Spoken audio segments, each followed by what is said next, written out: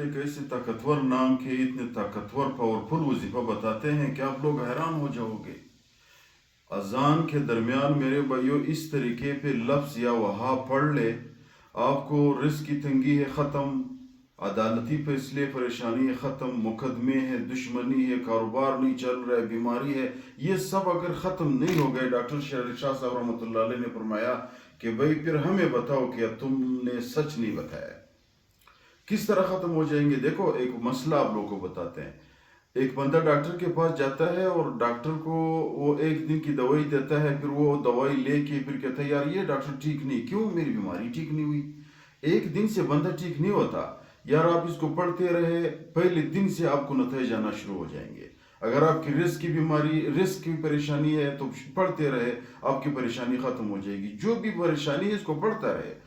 تو طریقہ بتانے سے پہلے آپ لوگوں سے گزارش ہے چینل کو سبسکرائب کرے تاکہ ہمارے حوصلہ افزائی ہو جائے۔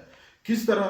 دیکھو ایک بندے کی رزق کی پریشانی تھی، شیر علی شاہ صاحب کے پاس گیا ہے، اس نے بتایا یہ عمل کہ بھائی آپ لفظ یا وہاب اذان کے درمیان پڑھو، تو اس کو اللہ تعالیٰ نے بڑا رزق دے دیا۔ کس طرح دیا؟ وہ خود فرماتے ہیں، واقعہ بتاتے ہیں کہ میں ایک دکان میں بیٹھا تھا، وہ دکان نہیں چل رہا تھا۔ جب نہیں چل رہا تھا میں نے یہ وظیفہ شروع کر دیا ہے، تو دکاندار کے میرے پاس بندہ آیا، اس نے کہا یار دکان مجھے دے دو، میں وہ دکان چل نہیں رہا تھا، میں نے اس کو دے دیا۔ جو پیسے مجھے ملے ہیں وہ میں نے دوسرے کاروبار میں لگا دے، بڑا منافع ہو گیا۔ بیماری کی واقعات بتاتے ہیں، بیمار میرے پاس آیا، میں کہتا میں بیماری ٹھیک نہیں ہو رہی، ڈاکٹر صاحب نے کہا ہے کہ میں نے اس کو بتایا یار اذان کے درمیان یہ واقع یہ لفظ یا وہاں پڑھتے رہو، آپ کی بیماری ٹھیک ہو جائے گی۔ وہ کہتا ہے 2 سال میں ایک ڈاکٹر کے پاس جاتا رہا تو اس ڈاکٹر سے میں ٹھیک نہیں ہو رہا۔ جب میں نے یہ وظیفہ شروع کر دیا تو ڈاکٹر میں نے بدل کر دیا، اللہ نے میرے ذہن میں ڈالا، ڈاکٹر بدل کے اسی ڈاکٹر سے میں ٹھیک ہو گیا۔ اسی طرح عدالتی فیصلے کا بھی بتایا، ایک شخص آیا اس نے کہا 4 سال سے میں عدالت کے دھکے کھا رہا ہوں۔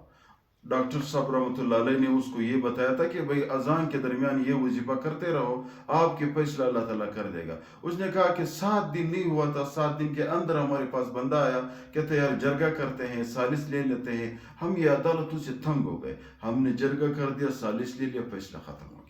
مقدمے بھی ختم ہوتے ہیں۔ صرف یہ ہے ایک دن سے نہیں ہوتا، جیسے ڈاکٹر کی ایک دن کی دوائی سے بندہ ٹھیک نہیں ہوتا، اسی طرح یہ ایک دن وظیفہ کرنے سے مسئلے حل نہیں ہوتے۔ یار اس کو پڑھتے رہے، پہلے دن سے نتائج آنا شروع ہو جائیں گے۔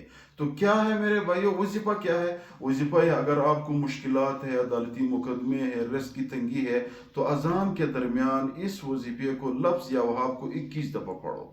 جب الصلاۃ خیر من النوم تک امام پہنچ گیا تو آپ اس کو پڑھو، بس اس کے بعد کوئی اللہ میرے یہ مقدمہ ختم کرے، اللہ ختم کرے گا۔